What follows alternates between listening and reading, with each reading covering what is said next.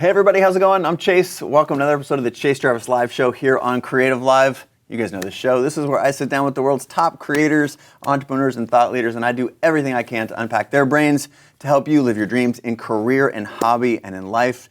My guest today is probably, well, he definitely needs no introduction, but I'm just going to try and actually not give an introduction because you'll know who he is the second I say his name. It is the guest today, Sir Richard Branson. Nice to see you. Thank you.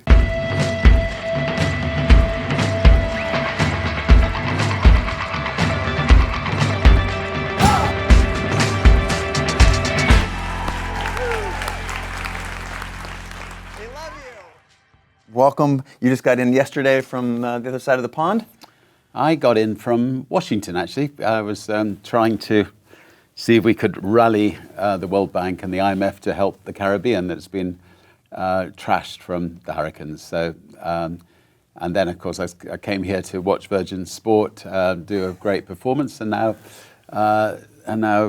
Sonoma and Napa Valley are being trashed as well. So it's a strange. The world is there's strange forces at work. So many strange things happening right now. Your book just dropped. Congratulations. Thank you. The first one, Losing My Virginity 20 years ago this year, I think. So we'll talk about that in a little bit. But I did want to mention, I like to open the show when I can with current events.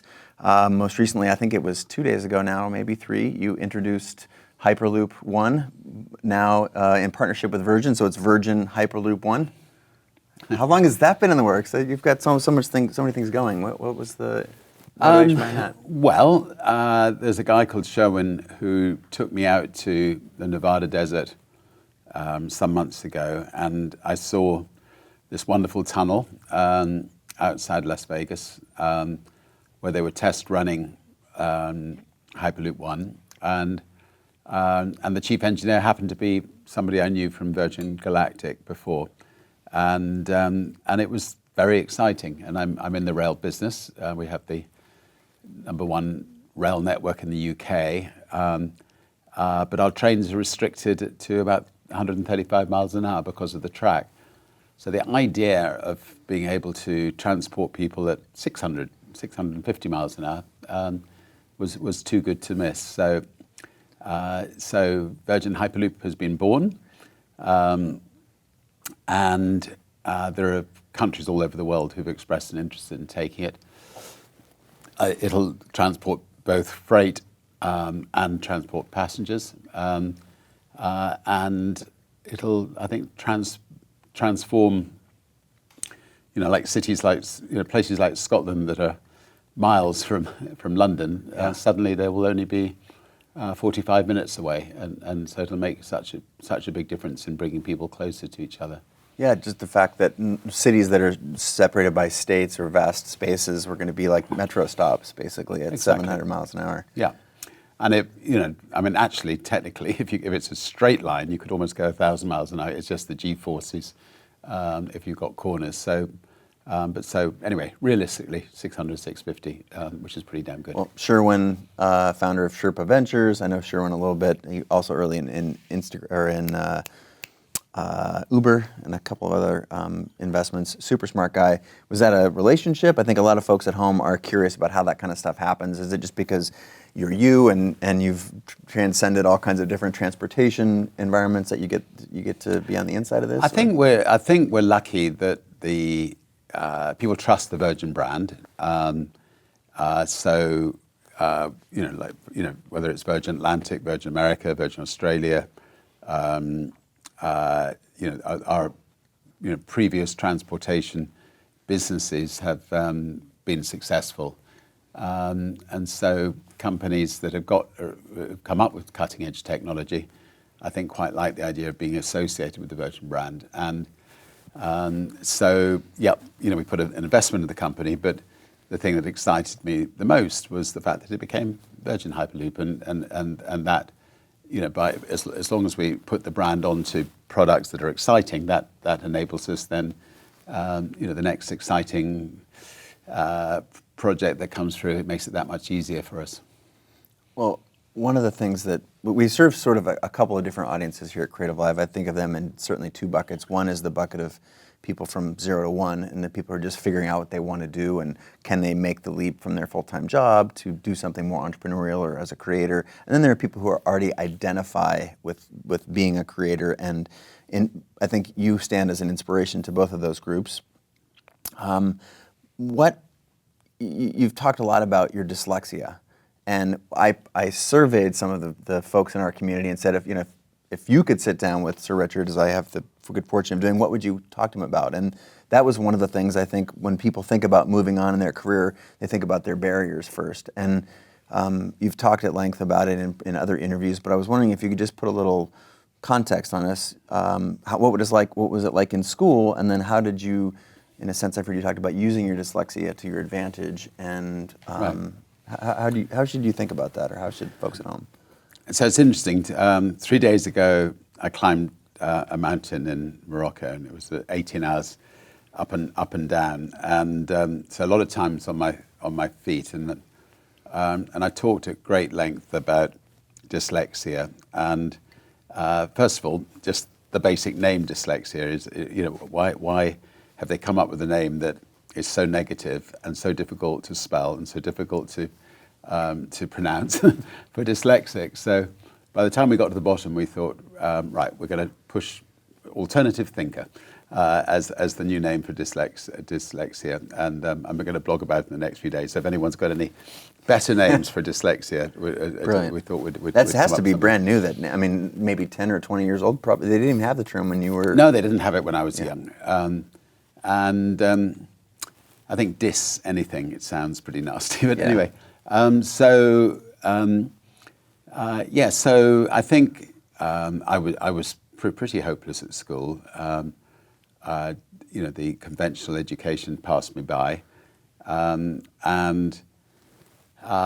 I think that was a good thing because, come 15, I decided to quit school and bizarrely for a dyslexic, start a magazine to campaign against the Vietnamese War. And my dyslexia really helped me become a really good delegator, and I think that's been one of my great strengths. So I've had to find brilliant people around me over the last 50 years in all the different ventures we've done, and be willing to give them a lot of freedom to do good things and freedom to make mistakes, and by and large it's worked, and that's freed me up to worry about the next Hyperloop one. Well, the next projects, but also just to look after oneself, and spend time with one's family, and be ready to troubleshoot when something goes wrong. So not to get bogged down by the minutiae. And I think the best bit of advice I can give any entrepreneur is, find somebody better than yourself. Give them the freedom to, step into your shoes, and then, clear the decks yourself, and all those things that you were doing, hand over to them, and then you'll find very quickly, that the desk will be full up with new ideas, which you can then hand over again, and you can keep doing that, and then you can become, a serial philanthropist as well as a serial entrepreneur. So let's go back to, speaking of entrepreneur, go back to the magazine for just a second, because often people's first projects are indicative of where they're going to go, and that was in publishing, right? You published a student magazine. Why magazines? And how did you get it off the ground? I think people are interested in the tactics, what did you actually do? So the last thing I thought was that I was becoming a businessman or an entrepreneur. I just wanted to be an editor of a campaigning magazine to campaign against the Vietnamese War, which was one of the most unjust wars ever. In fact, pretty well every war is unjust, but this was a ghastly war. And young people between the age of 15 and 30 were all marching on streets and trying to bring the war to an end. And I didn't have any money. there weren't such things as mobile phones in those days. We had a mobile phone box at the school with a fixed line telephone, and if you wanted to make a call, you had to keep putting money into the phone box. And if I chose the times of day where other kids were not using the phone box to go and ring up potential advertisers to see if I could persuade them to advertise in my magazine. And there was one occasion where I was putting money in and I lost the money and I didn't get through, and I rang up the operator and they said, oh, don't worry, we'll put you through. So then I started using the operator as my secretary. I just ring up, say I've lost the money, never put any money in. And so I had these posh operators being put through. I've got Mr. Branson for you. So I finally had my free telephone calls. And I just had to hope that I didn't get the same operator sort of two or three times in a row. And then I would talk to Coca-Cola and say, Pepsi's just taken a full-page ad. I learned these tricks quite early on. And, if Pepsi are doing it, we will have to do it. And National Westminster Bank, if they're doing it, then Barclays would do it, and so on. And when I got about £4,500 of advertising promised, I was 15. And from huge brands. Yeah, from big brands, yeah. I think there was this young enthusiastic guy, but they wanted to get to young people, so there wasn't a magazine for young people in those days. So somehow we persuaded them, and then the headmaster had me in and said, "Look, you either run this magazine and leave school, or you stay at school and you don't run the magazine." And I went, "Thank you," and I waved him goodbye, and the magazine became my education, and I suppose I became an entrepreneur by default because I had to, worry about the advertising, worry about the distribution, worry about the printing and the paper manufacturing, and being an editor, was important, but it was at least 50% of the time was becoming an entrepreneur, a word that didn't exist 50 years ago, becoming by mistake. Some French dictionary probably had it in there, right? Yeah, I'm sure the French knew what entrepreneur was, but in those days, every company in Britain was run by government, really. So you had, British Telecom, British Gas, British Steel, British Coal, and they were awful, badly run, and then myself and a woman called Anita Roddick, who started Body Shop. There were just the two of us as entrepreneurs, and if anybody wanted to interview a woman, they interviewed Anita. If they wanted to interview a man, they interviewed me. So we got more than our fair share of publicity for what we were doing, and the fact that I was young, gave me an added advantage too. And then just one thing led on to another. I mean, I found that music was really expensive to buy, so I thought, screw that. We'll use the magazine to start selling music much more cheaply than anybody else. And of course, we were selling music we liked, so it didn't have, we wouldn't have had Andy Williams. It would be Frank Zappa. It would be, we'd start having a credit. We got a lot of credibility by the quality of the music we sold. Stones, Sex Pistols. Exactly. And then we started.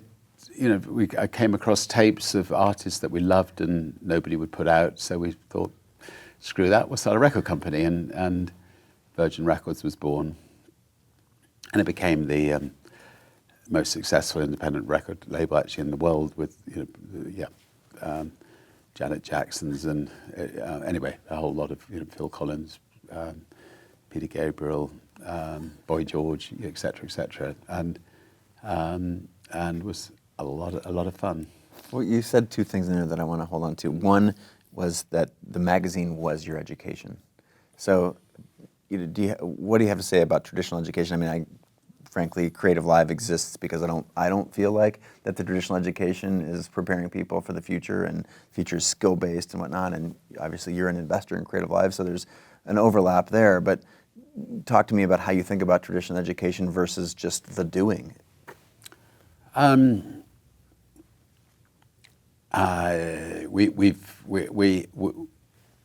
of the reasons we started the magazine was because I couldn't stand the education system at school. People left school after years and years and years of learning French, but hardly speaking a word of it. People left school after years and years of learning Latin and hardly spoke a word of it. And it was just facts being crammed into you. And one of the reasons we started the magazine was to campaign against the system. Many, many years later, we're still having reimagining education conferences on Necker Island and things. And I just still think, we ain't sorted the problem out yet. What you're doing is tremendous, and there needs to be more of what you're doing. But schools, still are very fact-based and exam-based, and so I'm determined to see in the next sort of 10 years of my life whether we can, really make a difference. And maybe we'd love to work with you in thinking how we can properly reimagine education and make kids bounce into school, really being stimulated, in a wonderful way. You call yourself a grand dude. You've got a couple of grandchildren, and do you think about the world that they'll go to school in, and do you think it'll look anything like the one that we're in now, or how do you think about the... Well, in Britain, the education system has not changed that much in the last 50 years. And it still needs to. And with 4 grandchildren, all 2 years old, I would like to try to help get it right sooner rather than later. Right, we're on it. Right. And the second thread that you were working off of that I want to pull on is you started with the magazine. The magazine allowed you to sell music. Music translated into a record label. You used the financing, as I understand, from the record label, sale record label for the airline, and et cetera, et cetera. Is that is that what you prescribe? Because everyone wants to, not everyone, but the people that are at least listening and watching to the show here, like, they want to find their thing.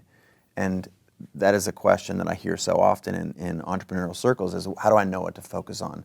What advice would you give someone who's wondering, like, how do I find my passion, and how do I pull on these threads, and where are they going to lead to? Help us understand how you got started and how they should think about it.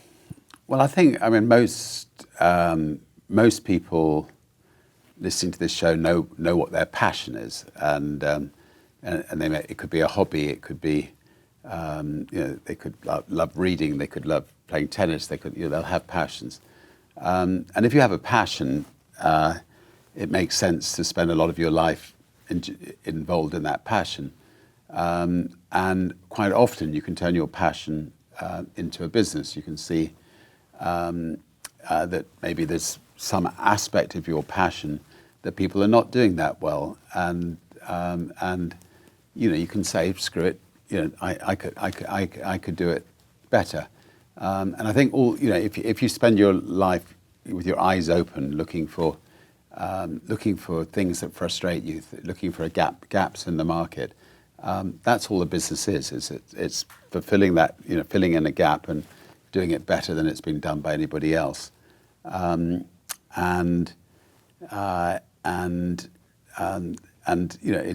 People who don't have closed minds will most likely find those opportunities.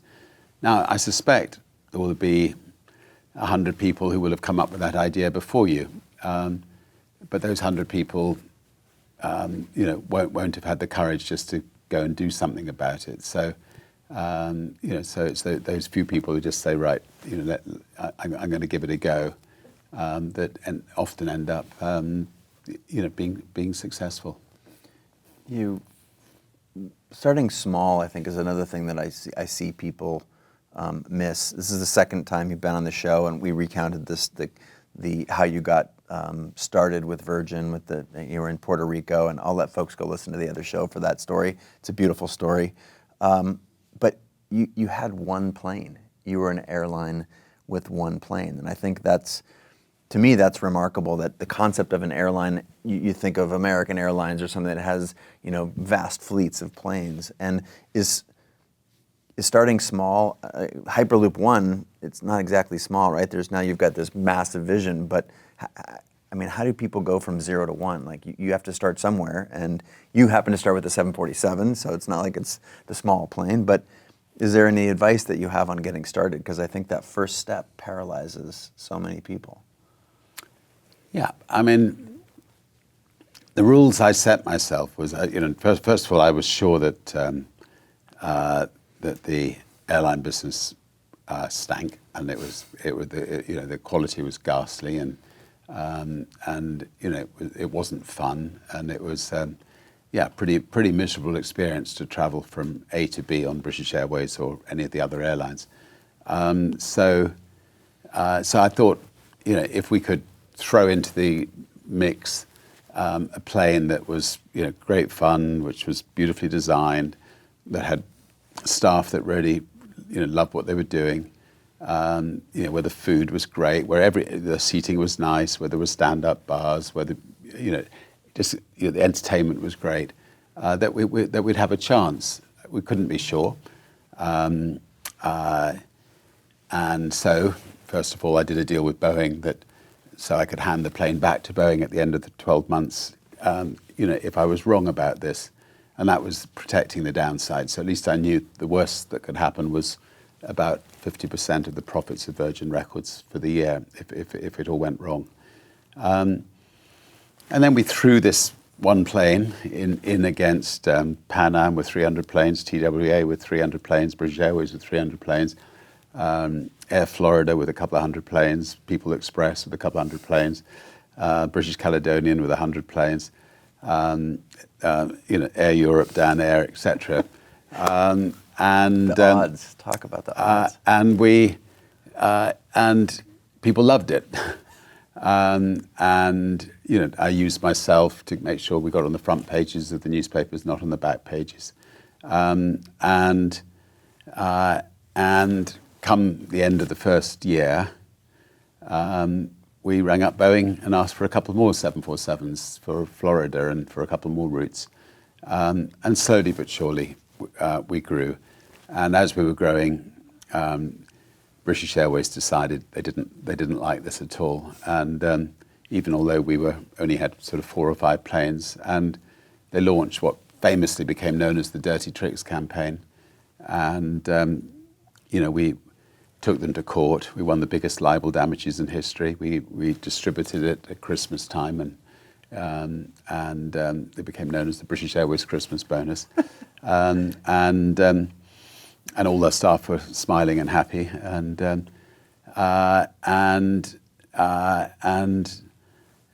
British Airways backed off somewhat, and as we were growing, every one of our other competitors went bankrupt. TWA went bankrupt, Pan Am, British Caledonia. Anyway, the whole lot, Air Florida, the lot disappeared. And the only reason I think British Airways survived was they had a monopoly of the slots at the main airport. So it is possible for a much smaller company, to be the David taking on the big Goliaths. And as long as you've got quality and panache and fun and style, you can actually beat them, or at least, you can beat most of them. And that's what Virgin Atlantic did. And the fact that you've done that in so many different industries, is that a method? Like you've always had, Apple needed Microsoft. There's always a bad guy, and it was clearly British. There was this crappy service. You talked about the state-run or state-subsidized, and you talked about panache and style and all these other things. Is that a requirement to the dynamic, that there's something that needs changing or disrupting, or is that just the way that you think or build businesses? I think it's not a requirement, but I think competition is good for everybody, and having a bigger competitor with a fat belly to prod makes it a lot more fun than if you just suddenly had a monopoly in a whole new industry. It makes you much more sleek of foot than I think if you were the only player in town. So 20 years later, You have written Finding My Virginity after the Losing My Virginity release. Let Matt get a good shot of the cover there for those folks that are watching. Explain the concept behind the book, would you? Because Finding My Virginity, I thought virginity could only be lost. Well, I'm sort of finding my virginity all the time with new ventures, and my final book in another 20 years will most likely be Virginity Found. Hopefully, I'll finally get there. But the first of all, I think everybody should write a book. I think every single person on this earth has great stories to tell, which they can share with their children and their grandchildren, and it's a pity that everybody's life is not captured, and that, the stories your parents taught you when you were young, your friendships, everything, I think, are worth capturing. I mean, I've led, I've been lucky enough to have a very full-on, I think, quite interesting life, and therefore I think sharing my stories with others, hopefully people can learn something from them. Losing My Virginity sold millions of copies, and I've met a lot of people who said it affected their lives. They've maybe dropped everything, started their own business. They've done very well as a result, and I hope Finding My Virginity will have the same sort of effect on people's lives, and that they will take a few bits from it, and learn from it. I'm a storyteller. I love telling stories. I think that's the best way of getting messages across. Humor is important, and there's quite a lot of humorous moments as well. Well, having steamrolled through it in the last 72 hours. Well, thank you for doing that. No, it was brilliant. And also, speaking of the other books, like I've collected biographies of amazing artists and entrepreneurs my whole life. Those have been inspirational to me, and so your original book certainly did that. This strikes me as a little bit more almost of a leadership book. There's so many, and in modern times where we're our own leaders, we're able to start a company with basically nothing. We've got more access to tools and technologies than we ever have before. All these things are democratized. Folks who used to be followers are now becoming leaders, and I feel like leadership is a huge area of growth and opportunity. I myself had to figure out how to be a leader as Creative Live, and turning to you and others, you taught me how to mitigate the downside and whatnot. But do you have information or ideas or any advice for the folks that are leaders in businesses that you feel like is often missed or ignored, or what has been the key to your success in leadership? Well, I think, a good leader is a bit like, being a good father, really, or a good mother. I think what you do at home and what you do at work should be almost one and the same. So if you're a good father, you look for the best in your kids. You praise your kids. You love your kids, and a good leader is exactly the same. You've got to lavish praise on the people that you're working with. You've got to be a good listener. Make sure that you're listening all the time. You're absorbing what you learn from the people who you're working with. I just hate when I see leaders jumping down people's throats or lording it over people, or not listening and hearing their own voices all the time, and it's so counterproductive. And so I think the traditional sort of stereotype of the sort of Dallas, if anybody can remember that TV series, sort of leader that treads all over people to get to the top. is the absolute opposite of what one needs in leaders today. Trump, I suspect, is the absolute opposite of what one needs in a leader today. But fortunately, that's the exception to the rule.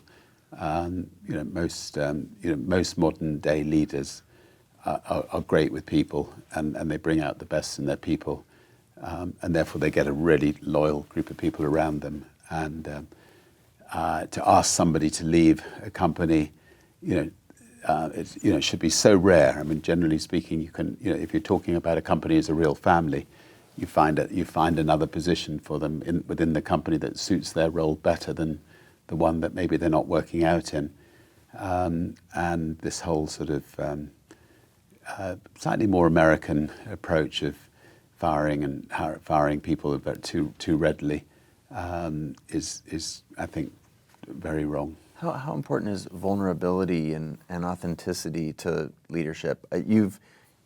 You show great empathy whenever I've spent a lot of time with you, and you're always concerned about folks, as you said, like firing. Is that something you're very cognizant of, like empathy and vulnerability? And you share a lot about being scared in the wine cellar when the hurricane hits your house. Just how important is that for folks at home that are? Well, I think I think you need to again.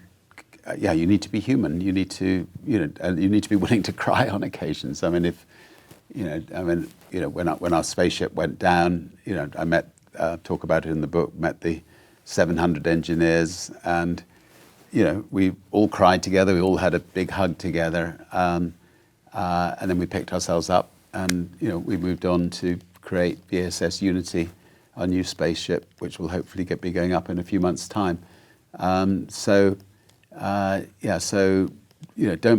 People shouldn't be afraid of being human beings, and with all the vulnerabilities that human beings have. The space component was also really big. I think can you talk to me about your fascination with space? Is it literally space in and of itself, or is it the concept of space being something that's so vast? And that's the next frontier for you, besides, of course, Hyperloop 1. But why space? Why space? Why not, I suppose I would say. I mean, I think it's something that, or I would say 80% of the people I meet would love to go to space. And it's up to us to produce spaceships and that enable them to go safely and affordably. And that's the challenge that we've set ourselves. And creating a spaceliner, look, it's fun. I mean, you only live once, and if I'd done nothing else in my life but create a space line that could take people into space, I'd feel pretty chuffed. And there's a lot that can be achieved through it. I mean, we're putting up 2,000 satellites around the world with OneWeb as part of we have a company called Virgin Orbit that is putting up satellites, and that will make a big difference back here on Earth. And because our spaceships are designed like they're real spaceships, like in the shape of airplanes, we can move into point-to-point travel one day. So it's ridiculously good fun. It'll be great for the Virgin brand, and you only live once, and it's horribly expensive. But if you can pull off the best in an industry, generally speaking, you'll find that you'll get your money back one day, so you just got to create the best in the first place, which we're nearly there in doing. Final theme I want to explore in the book is that of you talk about the elders. Folks like Nelson Mandela have been a big inspiration to you. How important is mentorship and a peer group and community to you, and to building not just a brand but to a life that you're proud of? Yeah, really important. I mean, I was lucky enough to get to know Nelson Mandela really well, and he has a wonderful sense of humour, as does Archbishop Tutu, who were both very close, and building the elders with them. I think it's one of the most important things that we've done. Peter Gabriel and myself have done in our lifetimes, the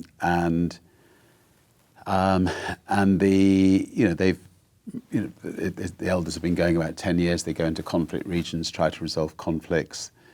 They set up some wonderful organisations, things like Girls Not Brides and so on. They've spoken out strongly on things like climate change, and so it's magical being involved with that. And about 50% of my time is now spent on not-for-profit ventures, like campaigning against the war on drugs and trying to get governments to treat drugs as a health problem, not a criminal problem, trying to protect the species in the oceans through Oceans Unite and the Oceans Elders, trying to rally businesses to become forces for good and make a difference in the world through the B Team, getting the Carbon War Room and the Virgin Earth Prize to try to help tackle climate change. So there's a lot of really great people running these wonderful not-for-profit organisations that hopefully can make a difference as well. So your chronicles as an entrepreneur are well documented, and also I'll reference our earlier conversation. It's been very popular. There's a lot of talk about your near-death experiences. Your film had just come out at that time, and so if folks want to hear all the numerous ways that you've almost done yourself in, from ballooning, I want to flip the script in this particular, and I think so much of your world is giant for people and wildly aspirational, but you have to get out of bed just like everybody else. You have to put your pants on one leg at a time. What are some of the tactical things that you do? Like maybe, for example, in the morning, how do you get started with your day? What are some things that you do that have provided a really good life for you? And health is dramatically, really important to you. I know that about it. Yeah, I mean, looking after yourself, your body, is the most important thing you can do, because if you don't look after yourself, you can't look after your children, you can't look after your wife, you can't look after your businesses, everything else falls apart. So, the first thing I do in the morning is get up early, go and play tennis with somebody that's a tennis pro who's better than me, and we have a full-on couple of sets of singles tennis, and I'll do the same again in the evening. Then, if the wind is up, I'll go kite surfing, and then I would have done all that by 7 o'clock. I'll then go and have some breakfast, and try to make sure the breakfast is relatively healthy, and then I'm set up for a really full-on day, and at least once a year we set ourselves as a family a big challenge, and we try to raise money for an organisation for young people that my children set up called Strive, and to do with education actually for young people. And so last year, the kids rang me up and said, "Dad, I'm not sure you're going to want to come on this one, but you can if you want to." So foolishly, I said yes. So we started at the Matterhorn. We did an 8-day hike across the Italian and Swiss Alps.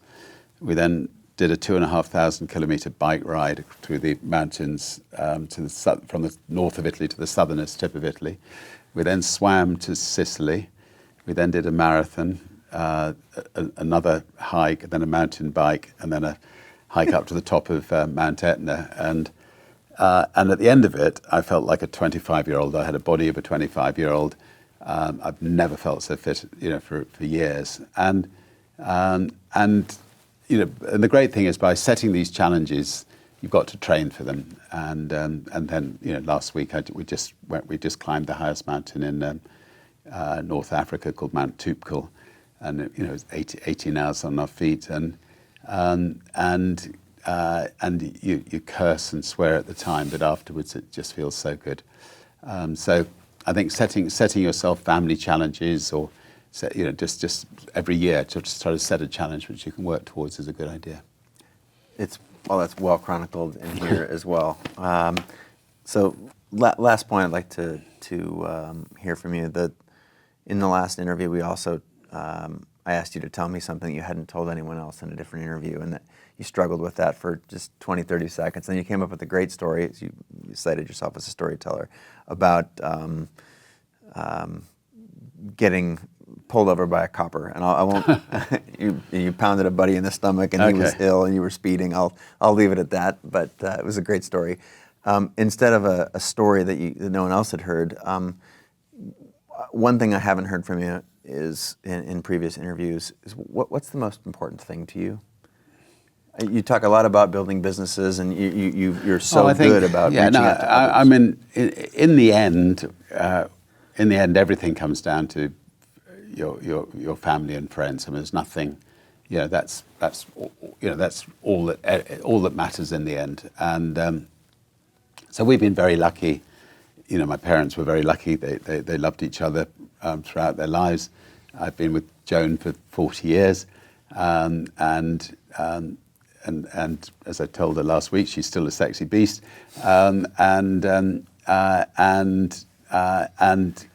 Because we're happy together, that has helped with our kids and helped with their relationships. And my guess is that they'll stay together, and they're very, very happy, and that'll help with their children. And so we've just been very lucky in that way. I mean, obviously 50% of families are not so lucky, and then they have to sort of pick themselves up and try to sort of keep those friendships and those family together. I'll end with one fun story. Which I told in the book. But my dad, when he was about 86, 87, I took him on a hike through Africa, following the migration of the wildebeest, and he loved Africa. It was pissing with rain every day, and for a poor 87-year-old to have to get up and go and try to squat down over a hole in the ground in the middle of the night in the pouring rain was not much fun for him. But anyway, it was a wonderful thing for a father and son to do. And anyway, on the last day, he woke up and he had the biggest smile on his face. We were sharing a tent, and I said to Dad, "Did you have a happy dream?" He said, "Yes." I said, "Did it involve a woman?" He said, "Yes." I said, "Did you misbehave with her?" He said, "No." He said, "But she misbehaved with me outrageously." Anyway, so humor is important. The book is laced with it. Speaking of sexy beast, you've got to pick up the book. If you're watching or listening, Finding My Virginity by Sir Richard Branson. I know we want people to pick up a copy of the book. I want to say thanks for supporting Creative Live, of course. There's another way that I've heard you asking people to get involved, and that's you're rebuilding the Caribbean or doing something to help. What is a way, after recent devastation from the hurricane there, is there a particular way that people could donate funds or time, or what would an ask be there for the community? Well, look, there's so many causes that, I mean, here in San Francisco, and you've got Napa Valley and Sonoma on fire, and there's so many causes for people to help. There is a tiny little foundation called Unite BVI that's trying to help rebuild the British Virgin Islands, but we can put our resources into that. So look, I think everybody out there have got very important causes that they'll put their spare pennies towards, and right now what we're trying to do is get the World Bank and the IMF, etc., to look after the Caribbean as a whole, and really try to get in there and try to move the Caribbean into becoming, being powered by clean energy, and help get it back on its feet in a big way. And actually, the best thing you can all do is, in a year's time, once we've got it rebuilt, come and visit us in the Caribbean, because that's what people are going to need, because they're going to need to get tourists back. Amazing. Thanks. Thank you so much. Y'all, we'll see you another time, probably tomorrow. Thanks for the opportunity.